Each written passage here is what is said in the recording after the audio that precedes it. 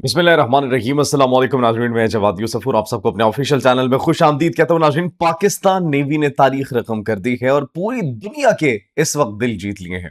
भारतीय जहाज जो कि पाकिस्तानी समुद्री हुदूद में फंस चुका था, भारत अगर ये होता, कोई पाकिस्तानी जहाज होता, तो भारत ने फौरन से पहले कैप्चर कर लेना था, कब्जा कर लेना था। और भारत के हवाले से तो यह मशहूर है कि पीठ में छुरा घोंपना कोई भारत से सीखे।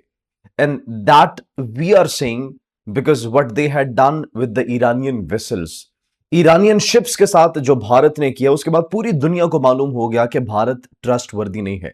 लेकिन जब वही भारतीय जहाज पाकिस्तानी हुदूद में फंसता है, टेक्निकल फेलियर, टेक्निकल फॉल्ट्स उसमें आ जाते हैं, और जब मदद का कहा जाता है, तो पाकिस्तान नेवी के बोट्स, हेलीकॉप्टर्स और हमारे मेरीन्स जिस प्रोफेशनलिज्म से ह्यूमैनिटी फर्स्ट को याद रखते हुए कि इंसानियत पहले है, उनकी मदद करते हैं और फिर कहते हैं वो आपका रास्ता है, जाए वहां पर, वहां से जाए। तो नाज़रीन, जो एक मिसाल कायम की गई है, पूरी दुनिया के अंदर पाकिस्तान नेवी की तारीफ की जा रही है। On the other hand, Bharat के लिए यह तो एक सबक है कि पाकिस्तान किस तरीके से प्रोफेशनली एक ट्रेन्ड आर्म्ड फोर्सेस रखता है, चाहे वो आर्मी हो, एयरफोर्स हो, नेवी हो। The credit goes to our leadership. On the other hand, Bharat के लिए बुरी खबर एक ये है कि मणिपुर के अंदर भारतीय फौजियों की बेसिस के ऊपर फ्रीडम फाइटर्स ने हमला कर दिया है। बड़े पैमाने पर इस वक्त कैजुअलिटीज और इसके साथ साथ जख्मियों की इतलात मौसूल हो रही है। रीइंफोर्समेंट्स का वेट किया जा रहा है। क्या ताजा तरीन सूरत हाल है, उस पर बात करेंगे। लेकिन उससे पहले रात नाजरीन जो हुआ, रात को 3 बड़े हमले हुए। अबनाए हरमस पर सबसे पहले अमरीकी जहाजों को निशाना बनाया गया। यह इतलात मौसूल हो रही है कि यूएसएस अब्राहम लिंकन को भी निशाना बनाया गया है। ऑन दी अदर हैंड, अमारात पर हमले किए गए, अमाराती टैंकर्स पर हमले किए गए।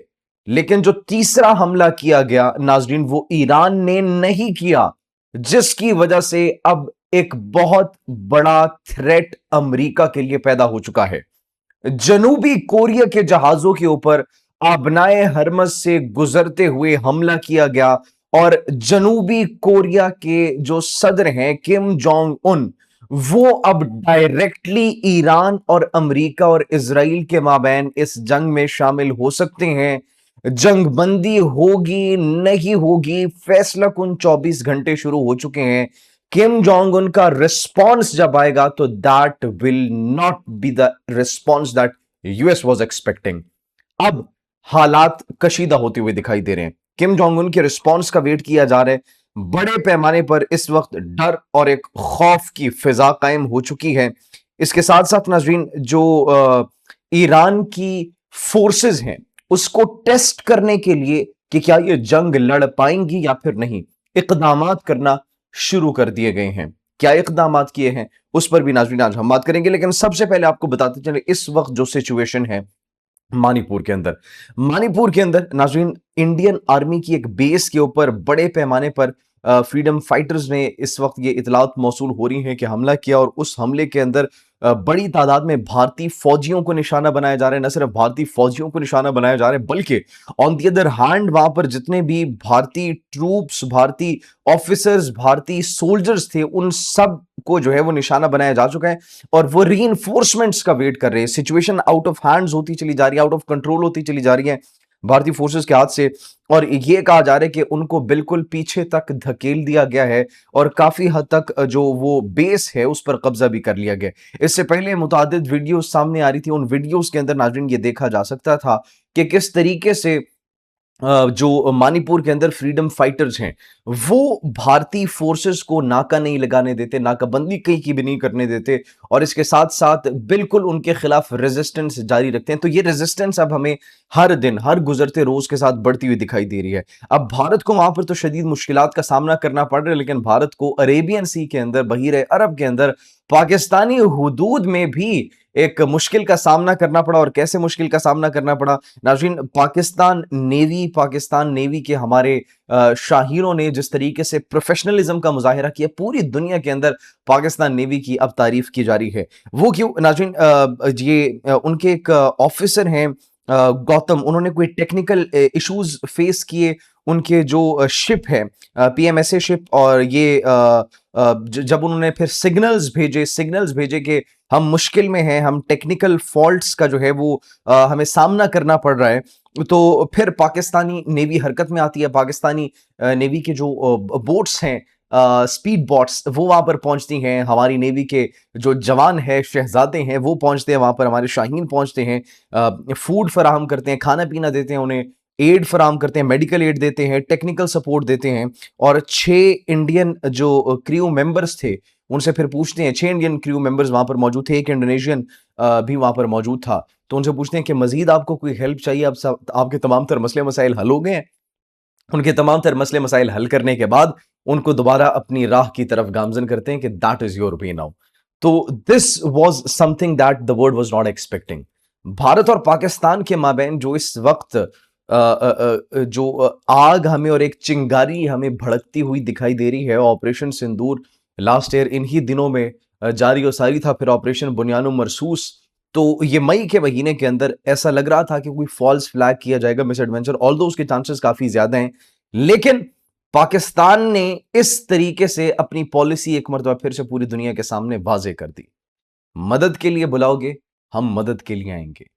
इश्तियाल अंगेजी करोगे, इश्तियाल अंगेजी से जोर जबरदस्ती से हमारे ऊपर कुछ मुसल्लत करने की कोशिश करोगे या गोली चलाओगे, तो फिर वो जवाब देंगे कि कभी तुम भूल नहीं पाओगे। तो ये एक्चुअली पाकिस्तान की जानिब से वाजे कर दिया गया कि हमारी डिफेंसिव पॉलिसी है। पहली गोली चलाओगे, दूसरी गोली चलाने के काबिल हम बिल्कुल भी नहीं छोड़ेंगे। ऑन दी अदर हैंड, रात को जो हुआ नाज़रीन, रात को सबसे पहले तो टेस्ट किया जा रहा है अमेरिका की जानिब से ईरान को कि क्या ईरानी फोर्सेस वाकई में एक्टिव हैं या फिर नहीं। यूएसएस अब्राहम लिंकन को निशाना बनाने की इतलात मौसूल हो रही हैं, और मुबैना तौर पर यह भी कहा जा रहा है कि ईरान की जानिब से उसको निशाना बनाया गया, अमरीकी शिप्स को निशाना बनाया गया। अमरीका इस बात को डिनाई कर रहा है, ईरान कह रहा है कि नहीं हमने निशाना बनाया। वीडियोज ईरानियन मीडिया की जानिब से रिलीज की जाती है, और ये जो आप बनाए हरमस पर से गुजरने की कुछ मजीद जो उनके वेसल्स, कुछ मजीद उनके बोट्स जो गुजरने की कोशिश कर रहे थे, उनको भी निशाना बनाने की इतलात मौसूल हो रही है। ईरानी फौज की जानिब से वार्निंग्स दी जाती है, उन वार्निंग्स को नजरअंदाज किया जाता है, जिन वार्निंग्स को नजरअंदाज करने के बाद फिर ये एक्चुअली हमले किए जाते हैं। न सिर्फ उन पर हमले किए गए, बल्कि इसके साथ साथ नाजरीन जो अमारात हैं, अमारात के ऊपर भी हमले रात को किए गए। कल भी अमारात के ऊपर हमले किए गए, 3 मिसाइल्स दागे गए, 4 मिसाइल, जिनमें से 3 को इंटरसेप्ट कर लिया गया, एक जो है वो इंटरसेप्ट नहीं हो सका। तो ये इस वक्त कहा जा रहा है कि यूएई को भी निशाना बनाया जा रहा है, यूएई के साथ साथ अमेरिका को भी निशाना बनाया जा रहा है। ऑन दी अदर हैंड नाज़रीन, ये जो अमेरिकी फौज कह रही है कि उनके वेसल्स, उनके कुछ जो शिप्स हैं, नेवल शिप्स हैं, वो खलीज फारिस के अंदर दाखिल हो चुकी हैं। उनके इस क्लेम्स को भी ईरान ने डिनाई किया कि ऐसा कोई नहीं है, हमारी सिक्योरिटी यहाँ पर मौजूद है। और उन्होंने जहां जहां पर ईरान की आबनाए हरमस पर सिक्योरिटी मौजूद है, उन तमाम तर एरियाज का एक नक्शा भी जारी किया है, और ये पैगाम दिया है कि अगर इन रस्तों से हमारी इजाजत के बगैर गुजरने की कोशिश की गई, तो उसके जिम्मेदार फिर आप खुद होंगे।